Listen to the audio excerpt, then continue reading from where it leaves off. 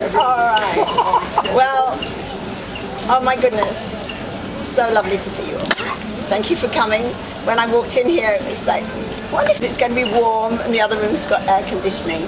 So I really appreciate you all being here. So my talk is on authentic relationships and networking. So I am actually a professional networker, so I know a lot about networking, but I'm going to go on a different tangent and a different story. So have you ever heard the saying, show me your friends and I will show you your future? So I've been really fortunate in the fact I've had to create networks my whole life. I didn't realize how fortunate I was though, because I left home when I was 10 years old over a whole number of circumstances, but I wasn't cared for by my parents. So I went to a ballet school in London, and I had to create networks of friends. And by creating this, I created a skill, and I hadn't realized it was an unconscious skill. And as I grew up, I had more and more experiences like this.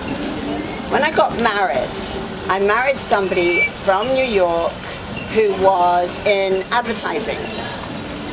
And he was CEO of a big company, and we would get transferred every 18 months or 3 years to another country.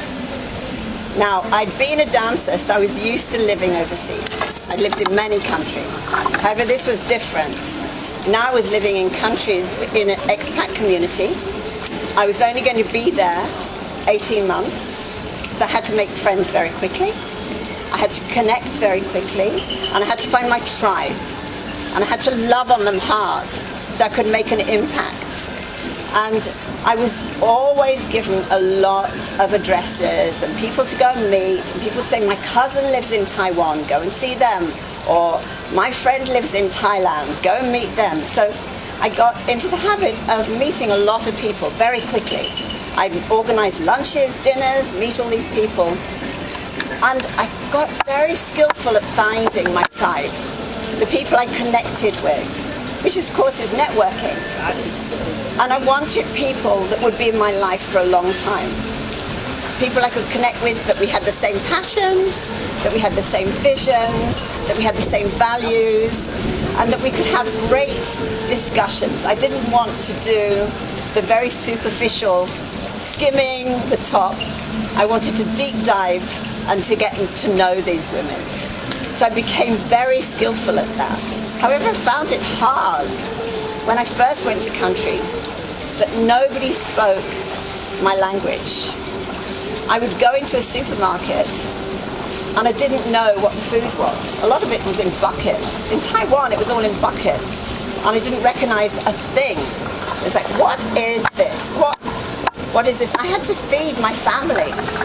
So I got skillful at miming, talking to people, and it became fun. It became fun. And every day I would look for miracles in my day.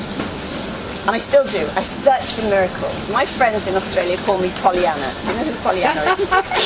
Yeah. They all call me Pollyanna because I always find the good.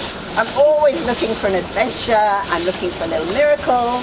I'm looking for an angel. I'm looking for signs. And I got very skillful at doing that. And that's really helped me with my networking business. Because this is what we do, and we connect on a very deep heart level. And it doesn't mean I'm looking for people to work with. I've never been one of those professional networkers that's trying to get people. Doesn't that feel horrible? I hate that word. I'm going in to get people. What I wanted was to build relationships with people. Build long-term relationships. And I don't know if anybody was in the big room yesterday, but an extraordinary thing happened to me yesterday, a miracle. I walked out of the large room yesterday, and a woman came up to me and said, I know you. And I looked at her, and there was no recollection. I didn't know anything. Here I'm Madurai, Southern India. Who is this beautiful Indian lady talking to me? She said, I know you.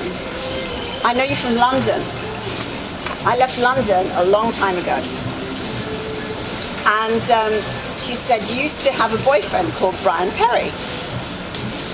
I went, oh, that was my first husband. She said, I came to your wedding. Oh. I still hadn't remembered her, but she remembered me. She remembered so many things about our chats, our discussions, because impact.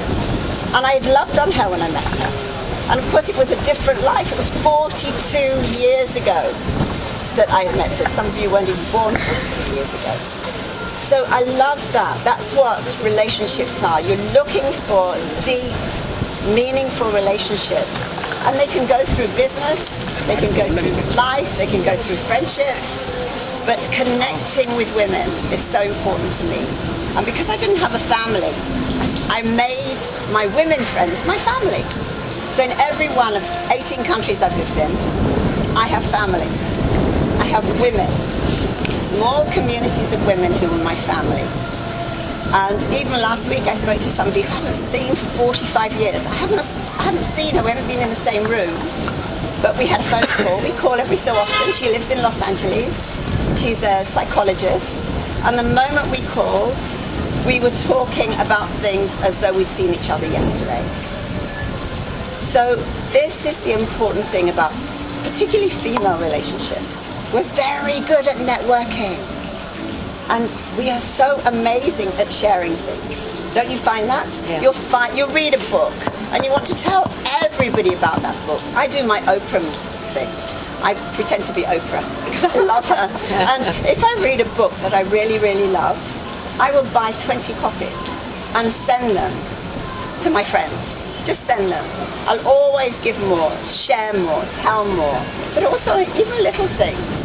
We find a nail polish we like, or a lipstick we like, or a dress shop we like. We share it. We are natural networkers. We're not meant to be by ourselves in this world, just standing there alone. And we're definitely meant to build strong, authentic, loving relationships. And when you find your tribe, sorry, Paul, you're trying to do something. Oh, no. Stop. No. Yeah. You haven't stood up yet. The great Maya Angelou said, people will forget what you did. People will forget what you said. But people will never, ever forget how you made them feel.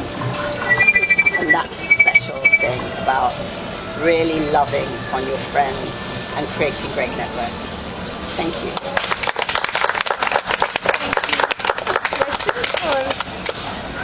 Any questions? Yeah.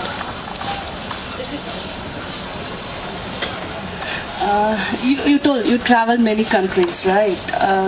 Where you meet many people. How you came into the point that authenticity? Because it means purely a trust, right? Yeah. You meet many. It not come with all the people. So what comes into that point? Well, people will stay with you because they like, know, and trust you. Definitely. So immediately, I had to work quite quickly. You know, if you're only in a country for 18 months, and I remember once going into a room and I really liked a woman. I thought, you know, I was connected to her. I thought, I really like her. I want to be her friend. And she went, no, no, no. Don't even think about being friends at the moment. I'm leaving next week. Oh, fine. So immediately I had to connect with people. We spoke about passions. I listened. You know, we have 2 ears. Yes. One mouth. So listening to people, I've always listened people into my life. And there's little clues. There's little clues of connection. That too constant to your similar passions and interests? Yes. Similar passions and interests, similar values. Yes. Definitely. Similar dreams, goals. But it doesn't mean that you're doing the same work. Okay.